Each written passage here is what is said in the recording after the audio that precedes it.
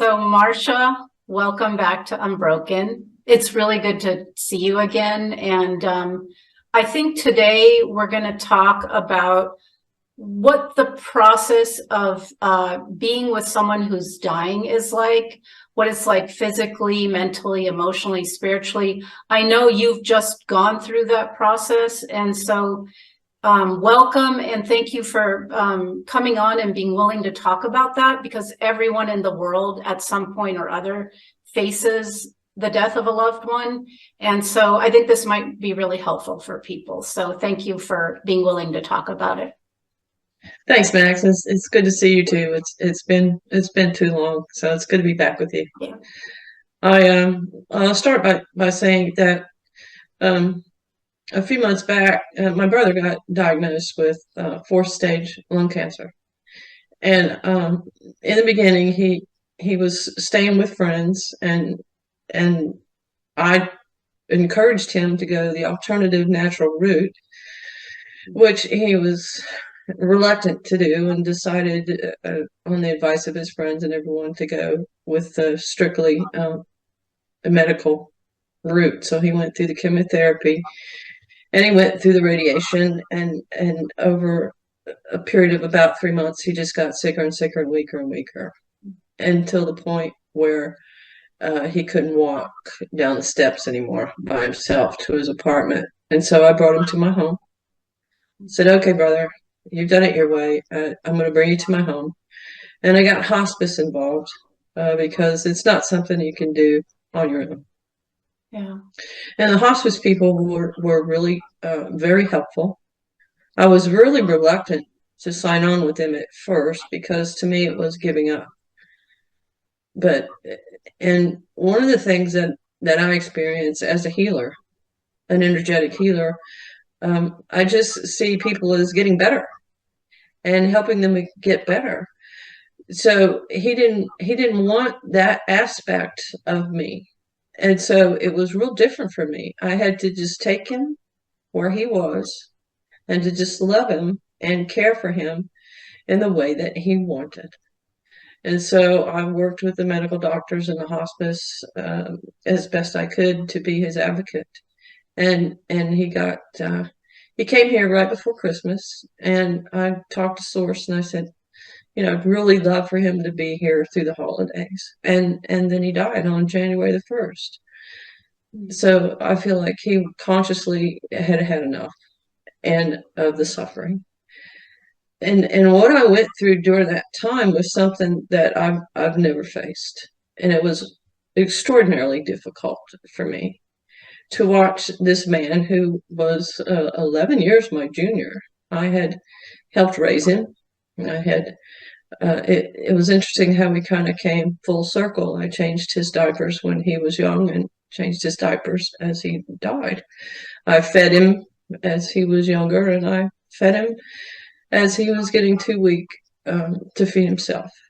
And it was, I think, one of the hardest things any of us ever face is to watch someone that you love deteriorate so rapidly, and especially if they pass.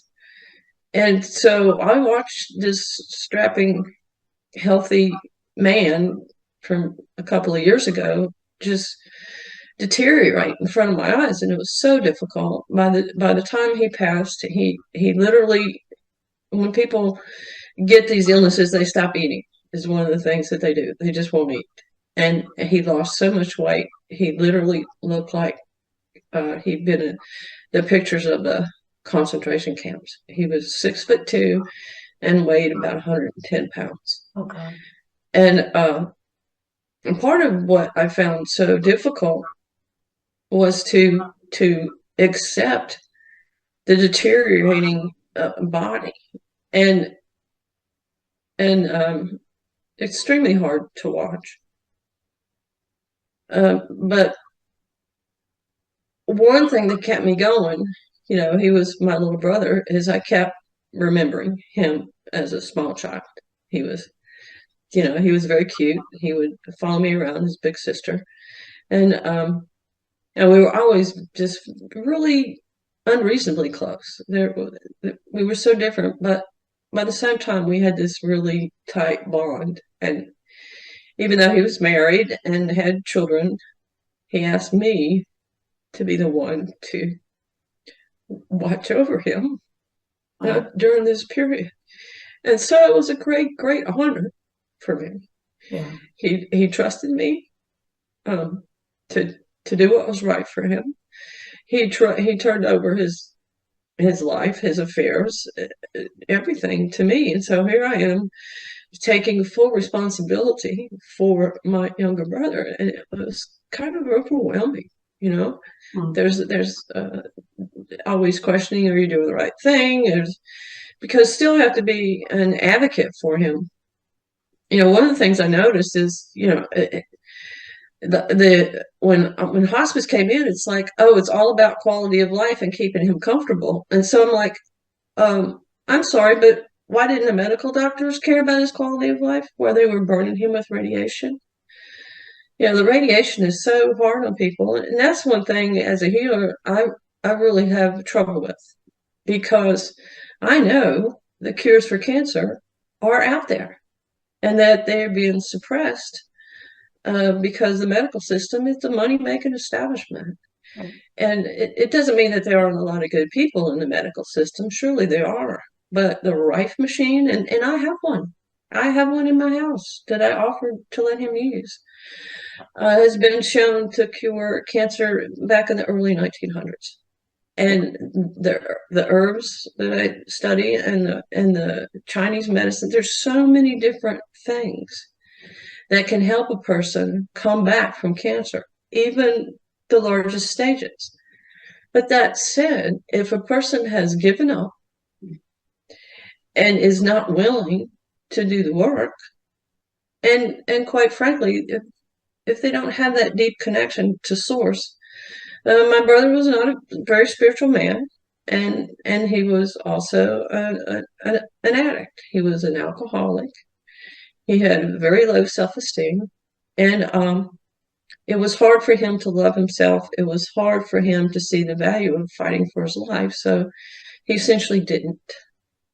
So I began to see myself as a healer in a different way, as a healer into helping people pass from this plane to the other, because one of the most important things that healers have to do is to respect the free will of the person, you know. And so that's what I did. And I gave him his morphine and gave him his drugs that he wanted, and watched him slowly deteriorate, and to the point where he passed. But it's such an honor, and there's so much fear around death and dying as people get ready. You know, we had some really deep and serious talks, because the other thing about the dying process is it is an enormous opportunity for a soul to clear some things that they have to clear for healing, whether it's on a physical level, it can be on a soul level. And because there's certain things that we have to clear up, it has to be in this physical dimension where they were created. And so as a person passes, they will get the veil, as you say, between this world and the next becomes very thin. And so they will quite often be talking to themselves, making utter nonsense. But my brother was here, and I wouldn't let him watch TV, right? I'm like, this is not the time, as you're passing, to just entertain yourself meaninglessly. And so, you know, some people thought, well, that's mean, he's bored, but he wasn't, because he was talking to himself, he was working through himself. And I guided him spiritually to say, you know, there's no reason to be afraid. There's absolutely no reason, because there is a loving God that's waiting for you. Now, I can't say this by firsthand experience, but I can say it because of my faith. I know that, you know. And and so the best thing we can do, other than to exactly follow a person's free will, is to Yeah. give them comfort. And that really can mean spiritual comfort in a lot of ways to assuage this fear of death. And my brother, during his last days, he was looking up.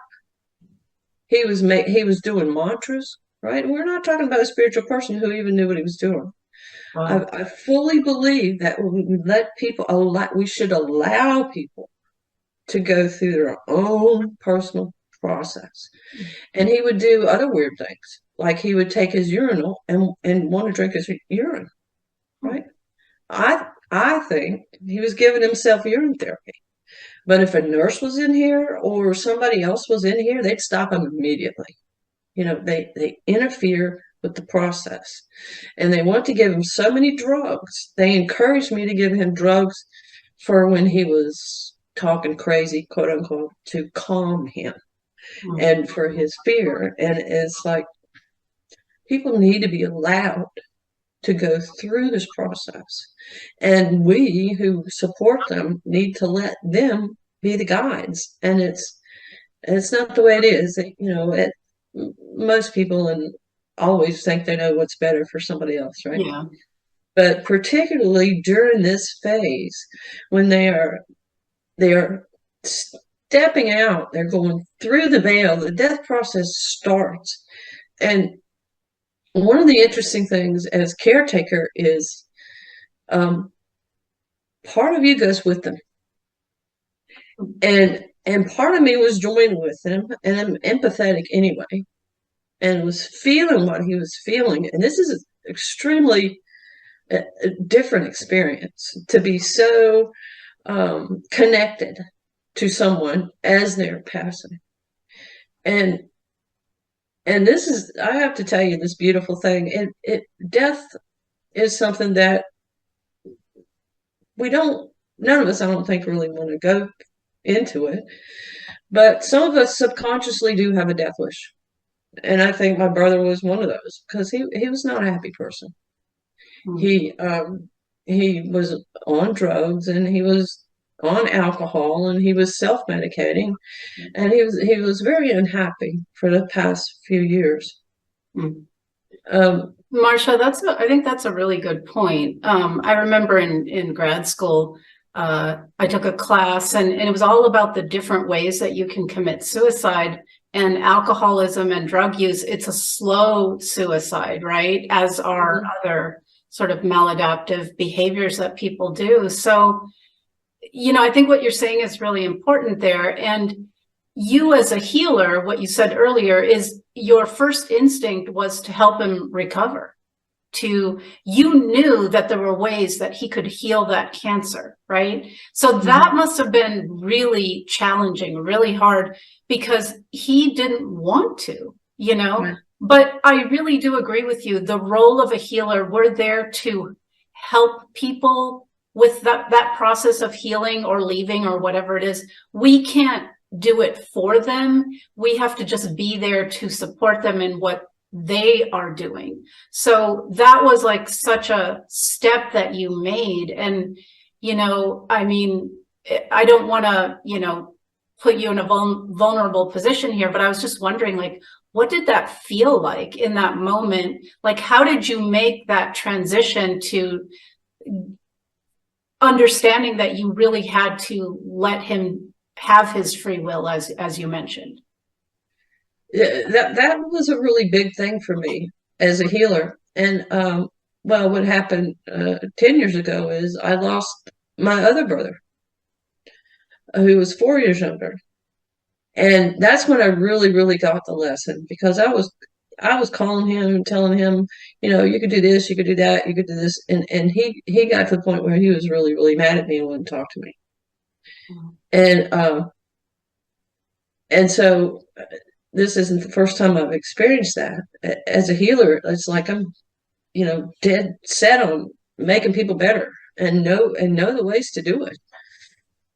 So it was a big lesson for me. At what point did I really got it was with my my first brother who passed, and it's because he got so angry.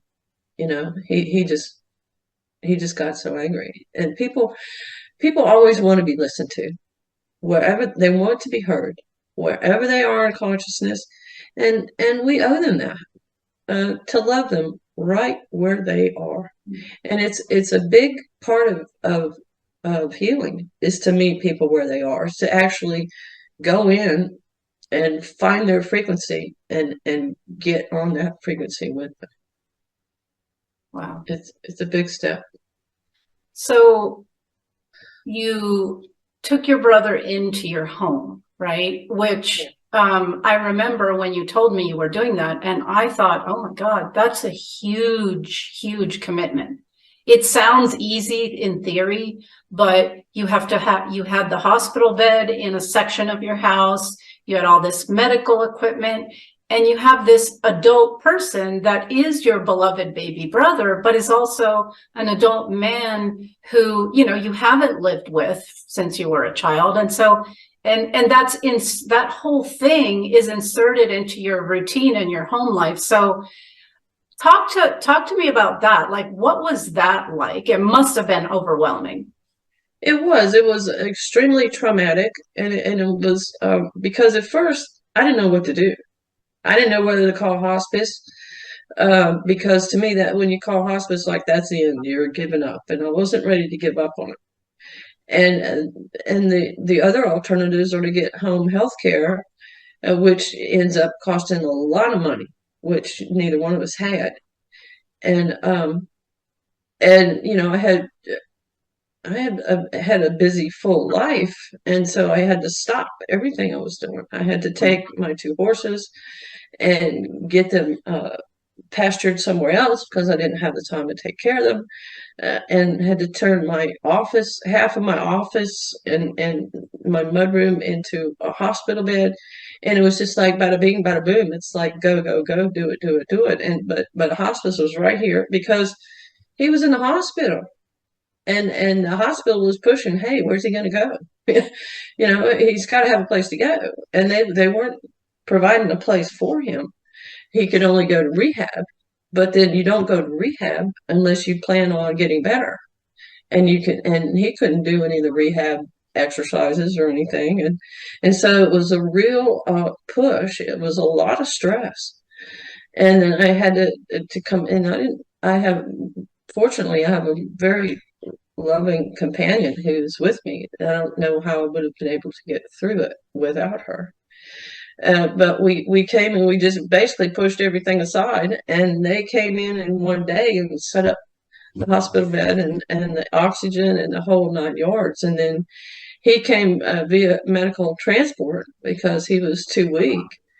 And then all of a sudden, it's like my life isn't my own anymore. It's taking care of his needs became everything. But fortunately, my companion was able to take care of me a little bit because he didn't eat the same things we tried to get him to eat in the beginning, but we gave up that at a point where he just wouldn't eat. He just refused. And so, but in the beginning, we were making 2 meals, one for us, one for him, and it was extraordinarily stressful. And then I would sleep at night in the room right next to him, but I was half sleeping because I was always listening for whether he needed me or was making funny noises or whether there were any noises coming from him. And so I didn't get much sleep at all either. And after he passed, that continued. There was a couple of weeks where I was still listening for him, Out of habit. Got in that mindset. And so I was traumatized too. And then when you have to deal with his passing, that's another part because I knew that it wasn't going to be long, and you can't. The doctors here, at any rate, when I brought him here, I didn't know if he was going to be here for the next 2 years or the next 2 weeks. And the doctors would not commit when it comes to saying they think somebody's going to die. At least the ones here, they wouldn't give me any idea of his status of where he was. But after he was here a couple of weeks, I could see you can't just not eat for, it had been 2 months that he'd stopped eating. You can't just not eat and live. And then he couldn't take himself to the bathroom anymore. He couldn't get up and walk around anymore.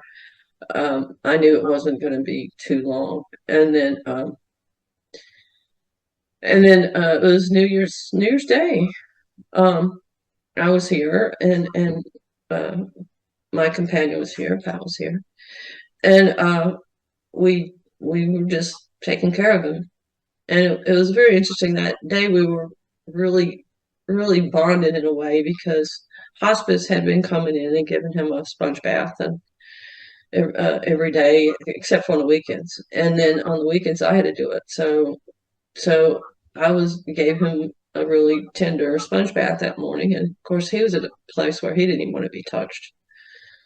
And just listening, and then about 7 o'clock at night, his breathing got really, really, really hard. He had a hard time breathing, and we called hospice to come over and got out the nebulizer and tried to get his breathing going. And he pushed us away. He never had done that before. He's like this. He's like, no more treatments, no more nothing. But at that point, we established this link because he couldn't talk. Oh. But I understood him completely. He's like, I'm out of here. And I got the chance to tell him right before he passed. It's hard for me not to get emotional. I got a chance to tell him. Mine was the last voice he heard. I got a chance to tell him how much I loved him, and how much he meant to me, and that he was going to be okay. I said, "You're going to be okay. You're going to be fine." And God loves you and doesn't judge you. Okay, there's no judgment, because yeah. So you didn't live up to my expectations in your life. Well, it's not my job. We never know where a soul is, what they've been through, what they're going through, and to judge them. And I had a hard time, I admit, not judging him. When people don't live up to their potential, and we can see what they could be, some of us. But I had to let go of all the judgment, and I told him God doesn't judge you. And then in those last 3 minutes, he was like, get out of the room. And he transmitted to me, I don't want you to see me like this. Okay. So I went in the next room with Pat, and we prayed and meditated, and we could hear him fighting for his breath. And then it got quiet. And then the next instant that it got quiet, I saw Jesus Christ. It was like, really, in my mind's eye, Jesus Christ was right there. And Jesus Christ transmitted to me, I've got him. Oh. So it was like I passed him over to Jesus. And, I'm not a real religious person, but I've always respected Jesus. And my brother didn't have this great relationship with him, but he had enough. And we saw him, and then I saw my brother. He turned around and looked at me, and he smiled, and he waved. Oh. And at the same time, Pat was just focusing on this overwhelming, overpowering sense of love and light that just came over this house. Wow. When he was gone. And so, if I hadn't known before, I surely know now. Yeah. That there's always someone there to meet those who are passing over and give them guidance. Yeah. And so that gave me so much comfort to see Jesus.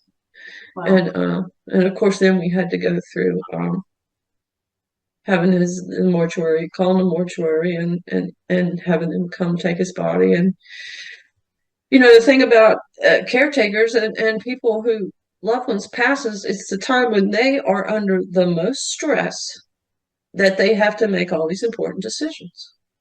Like, okay, what do you do with the remains? Do you have a memorial service? When do you have it? What do you do with their finances, and how do you pay the bills, and how do you get into probate, and it becomes really, really overwhelming. Now, you have funeral homes that take care of that for a high dollar. We'll help you with all that stuff. And neither my brother or I had a big budget, so I took care of all those details. And he decided he wanted to get cremated, and which I had to agree with too. I don't think the laying out of the body is I think it's kind of crude that people still do that. But anyway, that's my personal opinion. Anyway, and so for the next month, I was arranging memorial service and picking up his remains, and that too was entirely. It was so stressful. It's like it's freaky. So I guess without really thinking about it, one would assume like when he passed, that was it, right? But there's a whole bunch of things to do after that. So I want to get back to that, but I want to kind of focus on some of the things you've said, which is that dying process, and how you saw Jesus Christ and you saw him waving. And I mean, that was a profoundly beautiful and spiritual experience. And I myself, as a child, had many experiences of what you call near-death experiences, where I died and left my body and could see my body lying there. And every single time, Marsha, Jesus Christ was there. Every single time. So I have also heard this from many, many, many other people. So I think that's like so interesting and amazing, because that's a very shared experience by a lot of people. And like, so it's there in every hard experience, there's so much beauty too, right? There's so much. And then the love that you felt afterwards, that I just wanted to sort of speak to that and highlight that, because that's not something most people think about. We're kind of trained in this reality to just look at the physical, and we think that we are our bodies, right? So right. Most people may fear death because it feels like I'm ended, right? And so you were sort of holding his hand, so to speak, and telling him, somebody's going to come meet you. You're going to be okay. And I mean, that's also transmitting to him that you're not ending. You're just exiting here and you're going over here. So I just wanted to highlight that point, that death is not some kind of ending, and the physical body can deteriorate and stop. But that's just a transition point, right? Absolutely. Absolutely. And it becomes very, very evident when you view a body that no longer has a soul in it, that there's got to be something animating that body. There absolutely has to be, and there can be no end to it. It lives forever. It just changes dimensions, or it changes where it is. But even the death process brings home that point so strongly, that there's got to be something animating that body. And you think about the physical body, and it's Earth. The Mother Earth has given us this body, right? And so it seems very appropriate that it should go back to the Earth, and I think in the quickest and easiest way possible. Actually, at one time I was meditating on the graveyard, and I got this spiritual download that what a travesty it is, all the graves that we have people. And this is a little bit of a different subject, but as an electrical engineer, all the graves, usually the people are cast in metal. And so Mother Earth is actually in travail because she is not able to reclaim those physical elements of it. And I was able at that point to feel the sorrow of Mother Earth for all these people who are in these graves that she's not been able to reunite with their physical bodies. And Wow. that's a whole nother subject. Yeah, that is interesting. So just to go on that tangent for a second, um, I have heard, and I don't know if this is true, but I've heard that when you cremate someone, they can leave this plane faster, that there's life force that stays in your bones for a while, and that kind of thing. And I know there's many ancient tribal cultures that burn their dead for this very reason. So I don't know if you have any thoughts on that. Yeah, I'll talk about that for just a minute because it's an important point, and that's why I was fully with his decision to be cremated, and I would make that for myself. And the other thing is, it does make it easier. But one thing you want to do, this is you take this for what it's worth. This is from my spiritual teachings, is to wait at least 3 days Yes. to give the soul time Yes. to completely leave and all the energy that's associated with the physical body to completely leave. So that was one stipulation that I made to the mortuary, was to wait at least 3 days. And they said, well, if you want to wait longer, it costs more money because it has to be refrigerated. I'm like, 3 days, that does it. But one thing that I'm noticing, and the people in hospice are noticing, is so many people passing. It's just, uh, I can't say exactly why it is, but people seem to be leaving this plane right and left. And so it was actually 10 days before they cremated him because they had so many deaths that they were trying to handle after the first of the year. But yes, I strongly recommend cremation for that reason. It's to allow the soul to completely leave, and also to return Mother Earth, part of her. Yeah. Yeah. And this whole, when you really deal with the whole dying process, I think it really brings to the forefront that we are souls, that we're souls in a body, in a flesh suit, in a material realm, having a life, having an experience. But we're also always, even when we're alive, more than that, right? So I think a good takeaway is I mean, and I know you already live this way, but to see it in someone who's dying, but also to take that and say, that's also part of the living, right? Like, Right. why are we limiting our living to this narrow band of reality? Because that soul and that connection to Jesus Christ or source or whatever, right? That can be available while we're alive as well. Absolutely. Absolutely. And to be able to see across the veil, like it becomes natural for someone in the dying process, because their focus starts to turn there. But we can do that anytime.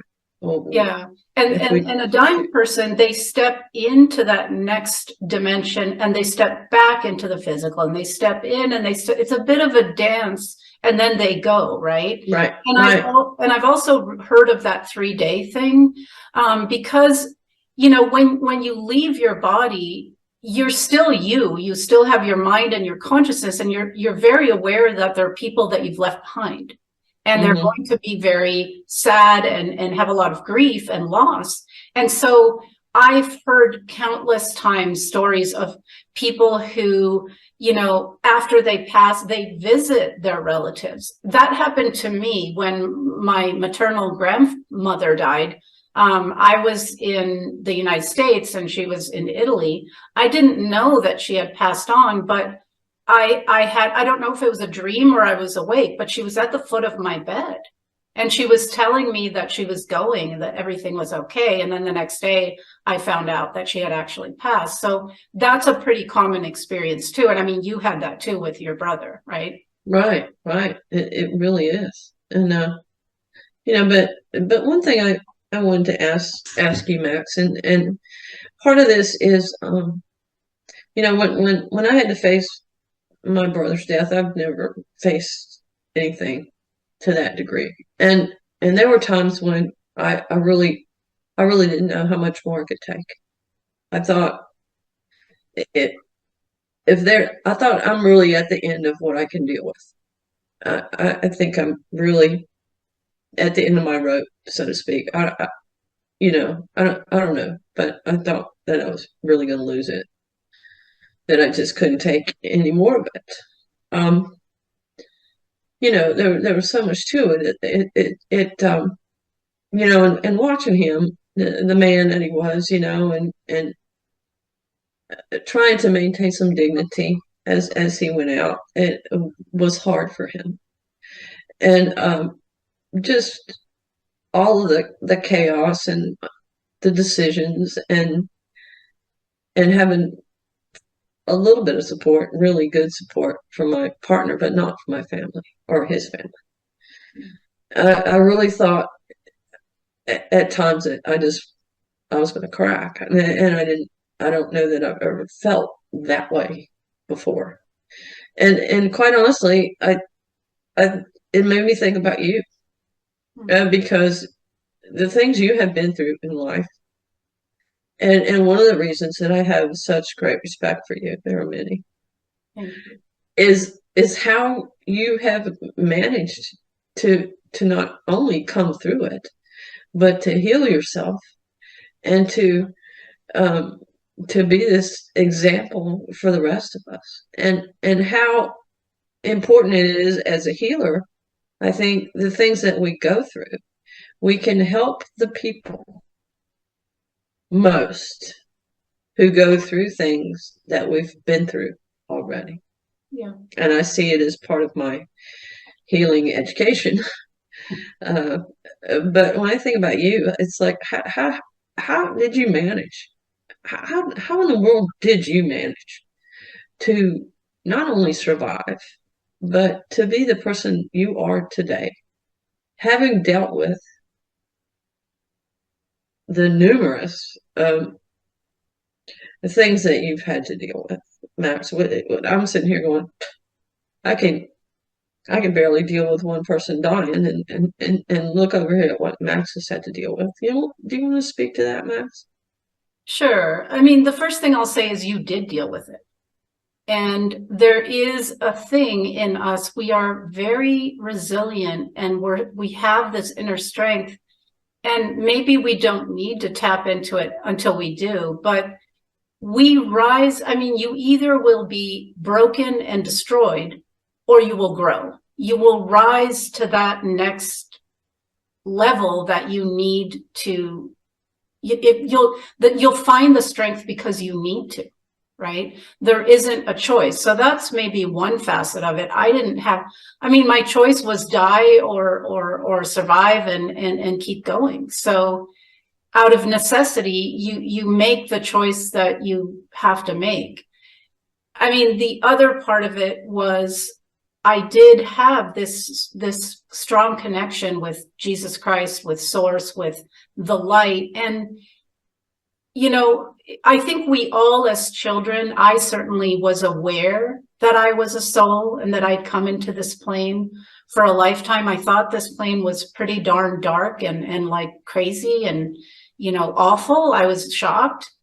But I think all children know that. And in a paradoxical way, because I went through such intense and just unbelievable experiences, I didn't lose that as quickly because I needed that connection. And it was the only way, like having that was the only way that I could go forward. So it didn't get educated out of me, or, I didn't kind of adapt to letting that go. I did see a lot of, not just dead bodies, but bodies that were tortured in all kinds of horrible and, terrifying ways. And it did affect me deeply because I'm so empathic that I feel. So for me, what's worse is suffering. But death, I could see that death could be a release and a comfort and something that ends that suffering. So I developed this. I didn't see death as a bad thing. I had also died and come back, right? And when I left my body, the experience was expansion and joy and oneness. And so I knew in my bones that when people exit, they're gonna be okay, right? And there was one Ethiopian man that I remember in my uncle's facility that was being tortured, and I was being made to interact and watch, as which was my torture. And in that moment, I found his heart was failing and he was really scared. And I remember I rose to the occasion because I needed to comfort him. I was a child. I didn't know what to do, but it just came to me. So I want to say that sometimes those periods of stress open up a whole new layer of ability or power. And so I looked him in the eye. And my connection was, I love you. I just poured love at him, and you're going to be okay. And then it was really odd. It was like what you say about your brother. It's like my hand, not my physical hand, but it went over and held his hand and helped him to exit out of his body. And in that moment, he wasn't suffering anymore and he was out. And then he looked at me like your brother and he smiled and he said, I love you, and so that made it okay, So it's really horrific to watch bodies when they're decaying, when they're being burned or stabbed, or all these horrible things that happen to us. That is very, very painful. And I have felt that pain, but so on one level, I can say, I don't know how I did it. On another level, I can say, because I had to. And on a deeper level, it's because of love. It's because we're all here in this soup right now. And we're all really connected as one bigger soul, whatever you want to call that. And so I had so many people that were killed in front of me, but I always made a connection. And so what I held on to is that love and that connection. So I don't know if that answers your question, but that's kind of what's coming up for me. It does. It really helps. And it helps me to remember and realize that during the moments that I was with Scott, my brother, where I was having the hardest time, I would think of him as that little boy that I adored, that I really, really did love him. And so to bring this love forth that I had for him as a child really, really helped me. It is all about love, Max. It is. It absolutely is. And, having talked to you through this experience, you gained a level almost too. I mean, I was very impressed with the fact that you took him in, and you had some help with the hospice, but really he was there and you were willing to take care of your brother, and he had a wife and he had adult children, and yet you stepped up and you put everything on hold for months. So I feel like that was a spiritual gift that you gave, but you also received, right? So the whole experience of going through that in the end was a really powerfully positive experience, and it enhanced you, right? I mean, I'm going to guess that it did. Yeah, I'm sure that it has.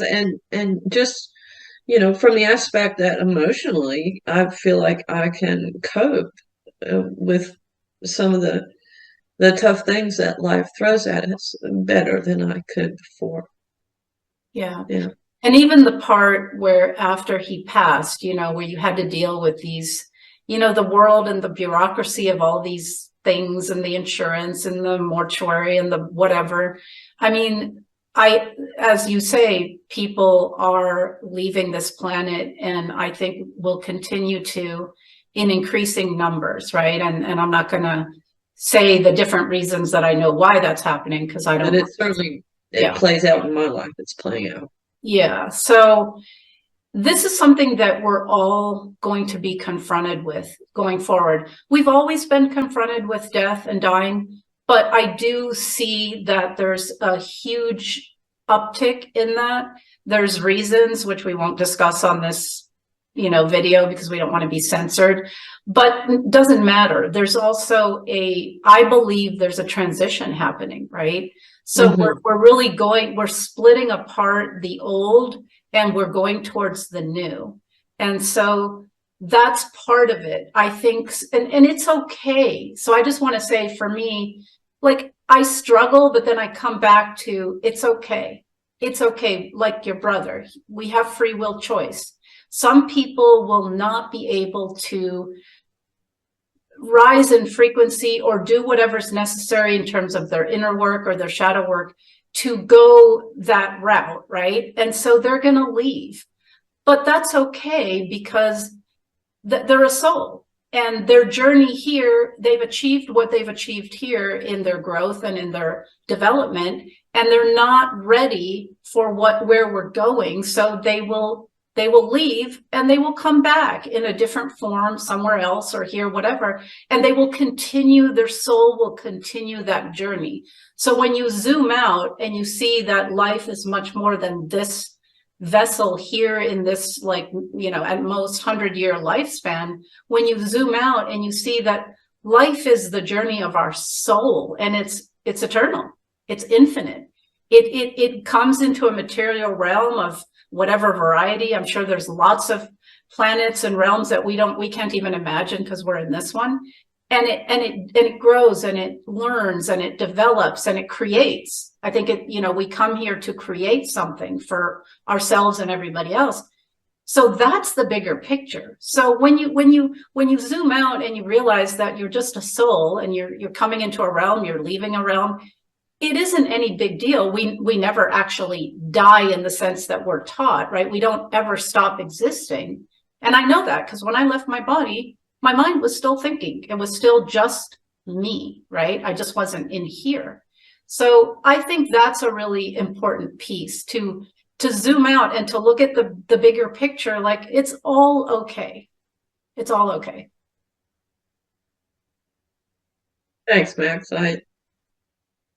You have eloquently spoke to something that is very meaningful. And yeah, we do seem to, we focus so much on ourselves, especially when we're in pain or stress, that sometimes we forget about in the big picture, and it's all going to be okay.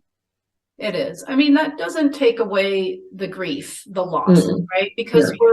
Because we have relationships here. We have people, we love them, and then they leave. And I mean, I think the worst case scenario of all that is anyone losing a child, right? I mean, that's just really, really heartbreaking. So I'm not trying to minimize that. But if we allow ourselves to open to that and feel it and connect, like you were able to do with your brother and I was able to do with people, it's painful, but we can be a part of it. And then I'm going to say, it's absolutely possible to talk to our loved ones even when they're not here. That's the other absolutely thing, right? You want to speak to that? Sure. And it's kind of a catch-22 when someone passes. You don't want to hold them to this realm, while at the same time you want to connect with them. So it's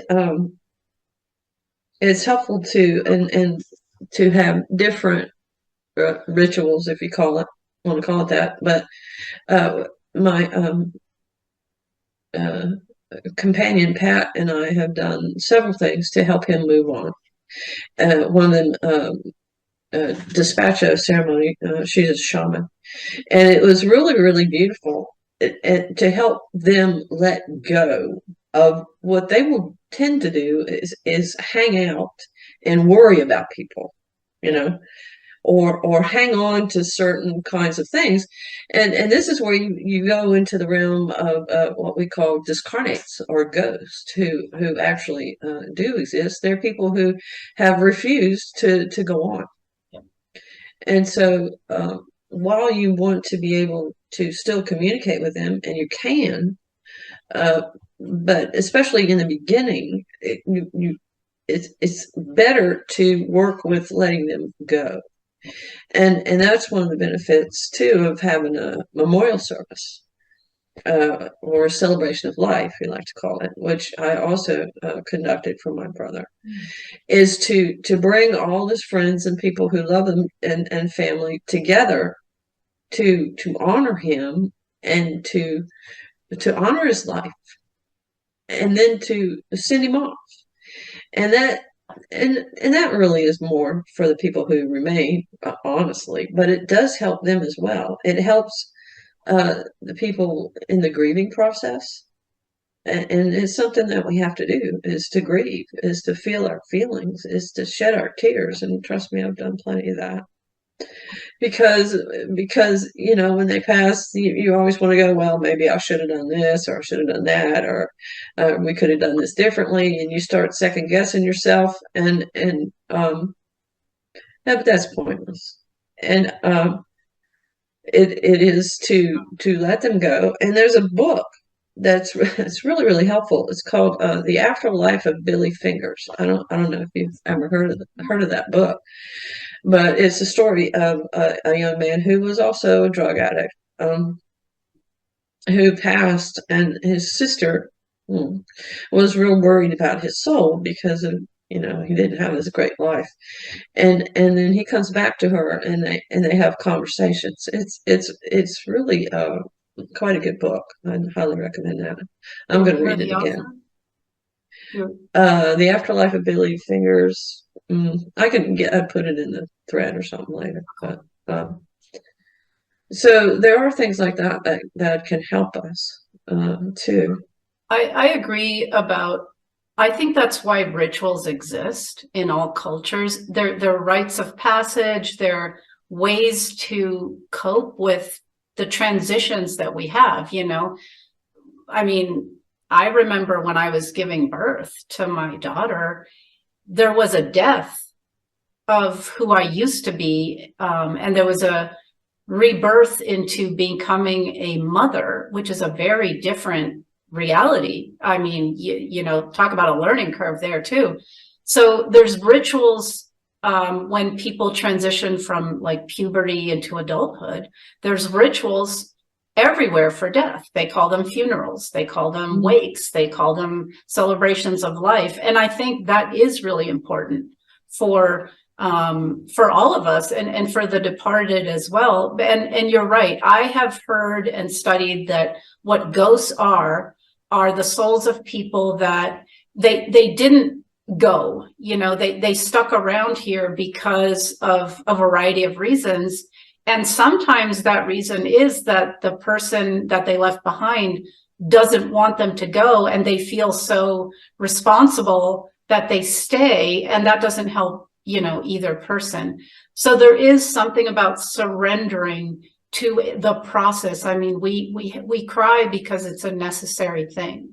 We have emotions, it's energy in motion. That's what an emotion is. And it does help us. We're always moving forward, and we're always living and dying, even when we're alive in this body, right? I mean, there's so many times in our lives that something in us dies and a new thing gets born in a million different ways. So rather than resist that process, that's what causes the suffering, right?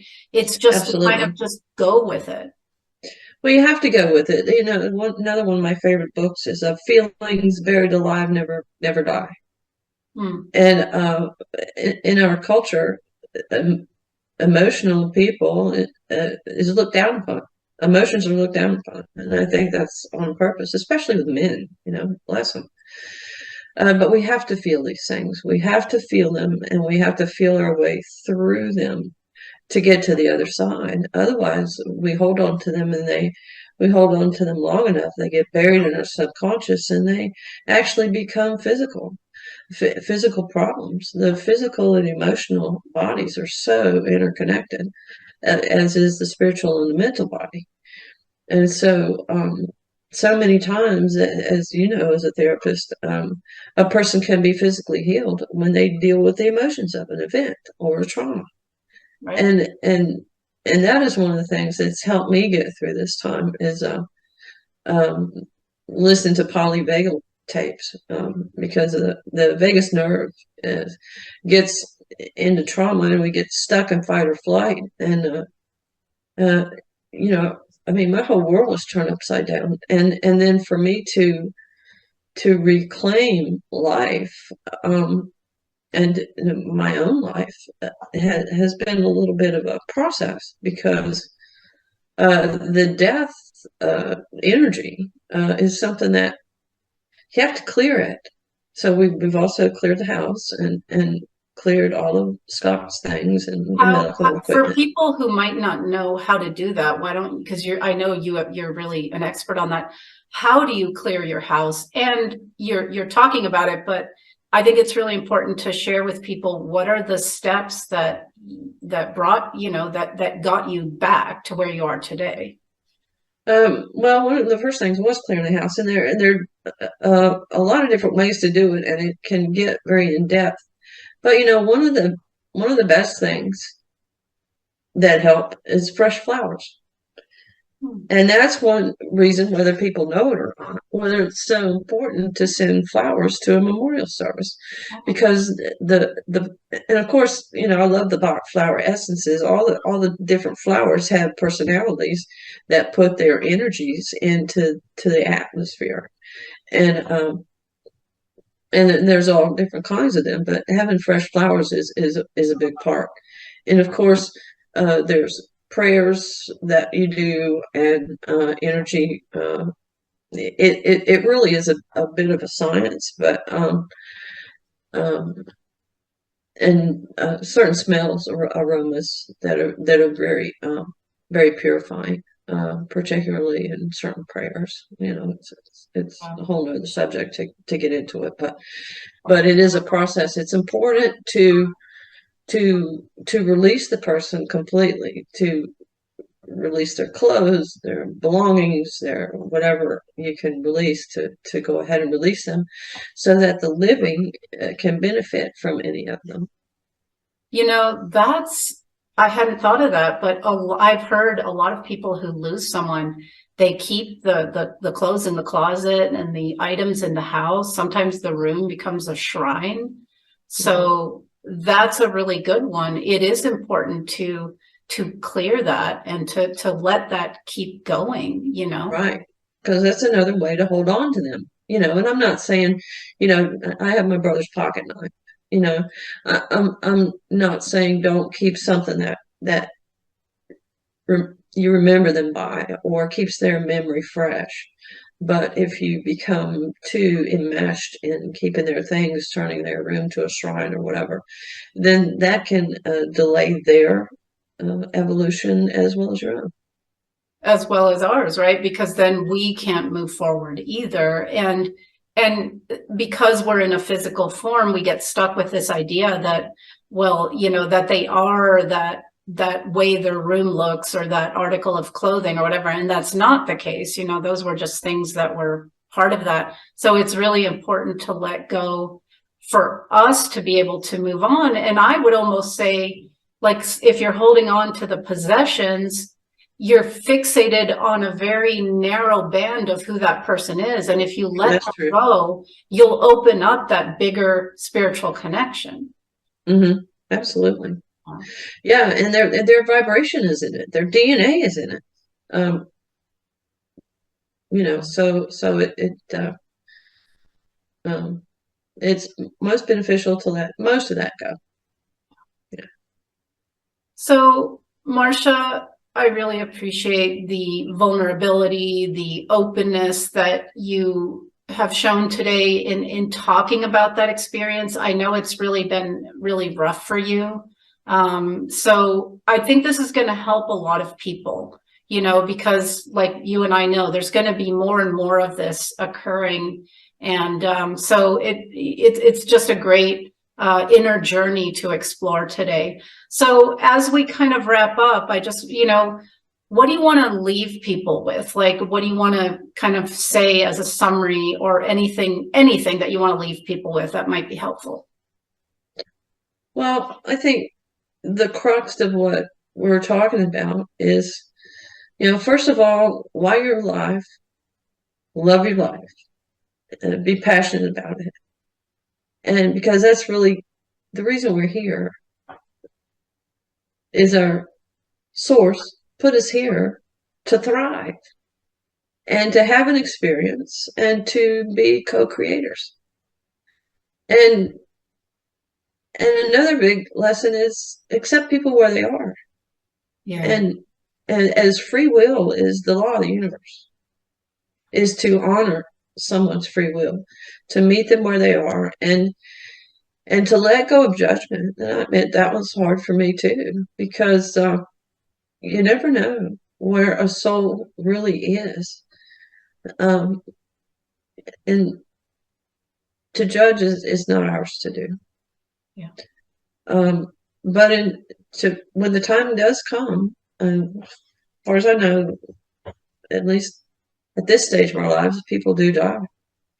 While, part of what I look at as this new world is emerging is we're meant to have very long lifetimes.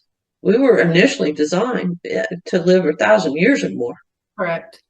And to keep that in mind, if you adopt a lifestyle, and of course, the most important part of that lifestyle is a connection to source, and love yourself, and you love yourself by taking care of yourself, then you can live a long and healthy life. But when the time comes, there will be someone to greet or to usher you where you need to go, without a doubt. Yeah. And you won't ever cease, not even for a second. Nope. You'll always be you. You'll just have more. You'll see more. I mean, it's actually narrower here than it is when you leave. So it's true. We're having a particular type of experience in a physical body, which is really challenging at times, but we chose to do it. So, yep, we did. And we may have forgotten that, but it behooves us to remember. And we are here temporarily. mm-hmm. I mean, we know that, and we deny it, because it's scary, but it shouldn't be scary. It's just, we continue just in a different version, and if right. sometimes we come back and we reincarnate into the same family system that we left, right? So mm-hmm. there's loss, and yet nothing is ever lost, right? Absolutely. Well, thank you so much, Marsha, and I look forward to talking with you on a variety of other topics, and I think this was really, really valuable, so thank you so much. Well, thank you, Max. I just hope that those out there can benefit through our experience. Yes. Thank you. Thank you.